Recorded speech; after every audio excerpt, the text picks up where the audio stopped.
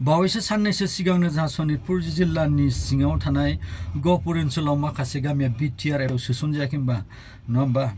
थ' सोसनजाबाय ओमफ्राय बिनि उनाव दा जोङो साननैसोनि उनाव जों भटबो होनो मोनसिगोन इलेक्सनाबो फैखागासिनो ओमफ्राय बै इलेक्सन फैबाय थानायावनो दा जोंहा पार्टियाथ' मोननै दङ BPF आरो UPPL थ' BPF आरो UPPL माखासे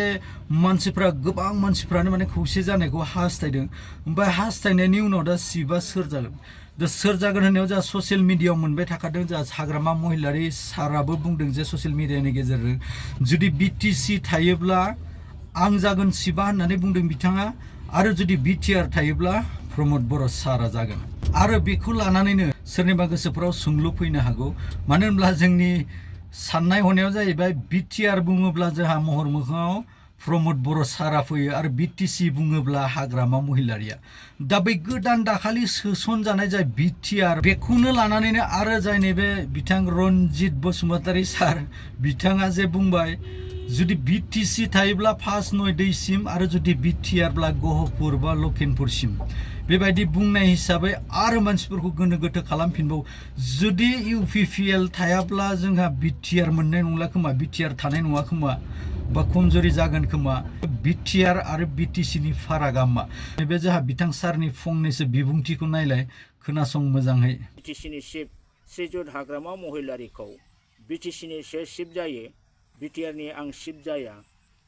आङो BTC नि चिफ जागोन प्रमद बर'आ BTR नि चिफ जागोन बुंनाय खोथाखौ लानानै बिथाङा बिराद आक्रमण खालामनानै हाग्रामा महिलारि सारनि सायाव माने गाज्रि माखासे सोदोब बिथाङा बाहायनानै निउज पर्टेलाव खोथा बुंदों बिथांनि बे निउज पर्टेलाव होनाय बे खौरांखौ नुनानै आङो जोबोद लाजिनाय मोनखांदों मिनिनोबो ओंखारदों रनजित बसुमतारी बादि सासे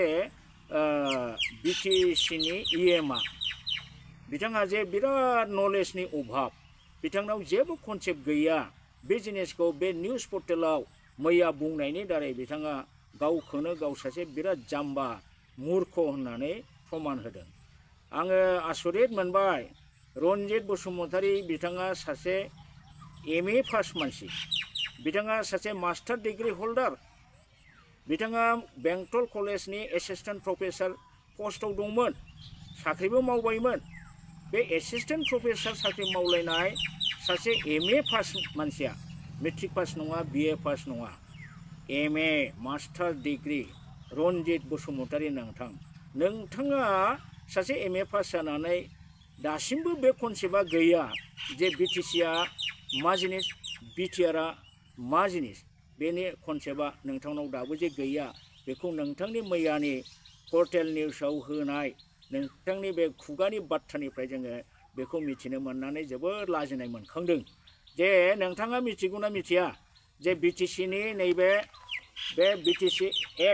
BTC Accord 2003 नि 10 फेब्रुआरियाव जानाय बे BTC Accord बेवहाय दं होनदों The objectives of the agreements are to create autonomous self-governing body to be known as Bodoland Territorial Council within the state of Assam to provide constitutional protection under 6th schedule to the state autonomous body. So, according to BTC Accord, now later it became Act. Bini mote BTCआ मोनसे self-governing body under the provision of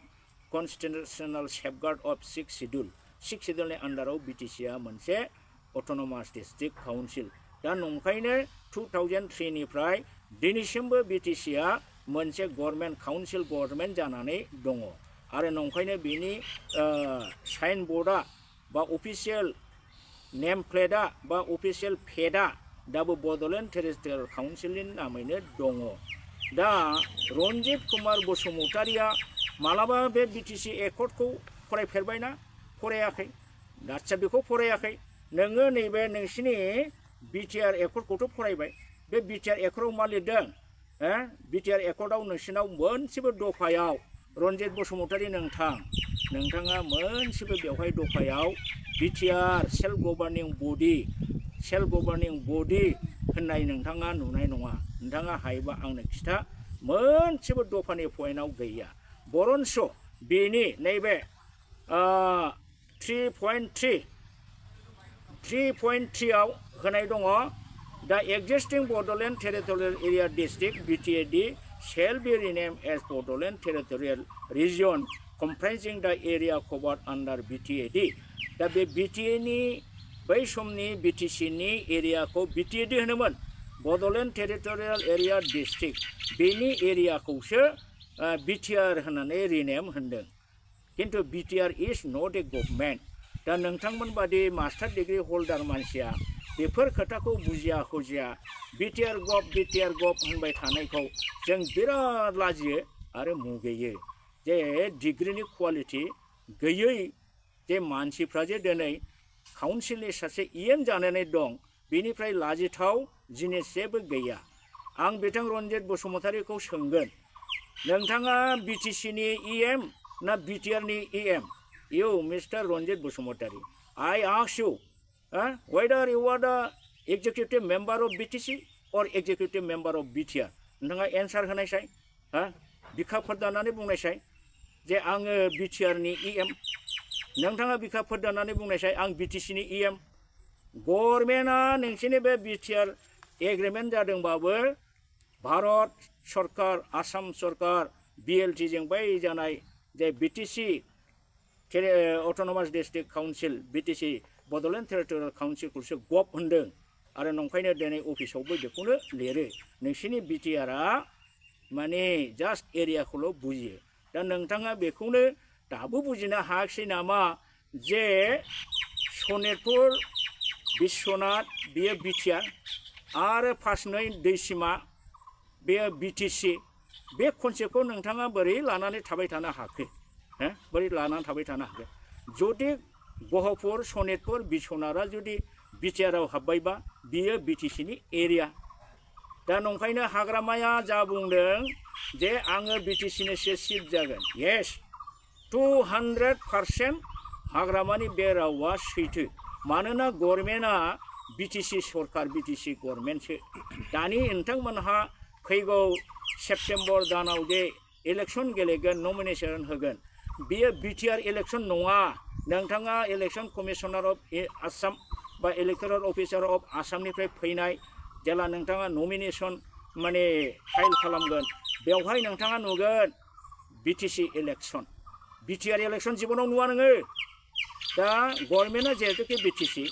BTC काउन्सिलनिसो नों सासे EM नंखायनो नों दिनै जुदि नोंखौनो BTR नि EM होननानै लायोबा बिनिफ्राय मूर्खतासिन जेबो गैया रन्जित दा आं नोंखौ सानदों सासे master degree holder being the master degree holder or MA pass being the assistant professor of Bengal College नों बेखौ मानो बुजिनो हादिया नोंथ' इंराजि लेक्चार होग्रा नोङो इंराजि रोंगौ नोंथ' बुजिनांगौमोन ना दा नंखायनो आंहा नोंथांनि बे कनसेप्ट क्लियार गैयैयाव BTCआ मा जिनिस BTRआ मा जिनिस बिनि कनसेप्टखौ दिनैसिमबो नोङो 5 बोसोर EM जानानै मिथियैयाव आंहा सन्देह जादों नोंथांनि बे MA पास जानाय डिग्रीनि सार्टिफिकेटआ बेयो फल्स सार्टिफिकेट नामा नुखाबाय दा रायजो राजाफोर मोजां खोनासंबाय जानांगौ आं आसा खालामो आरो बाखि रायजोफोरा मा सानो अननानै कमेन्ट खालामना हरबानो जाबाय खोन्थाबानो जाबाय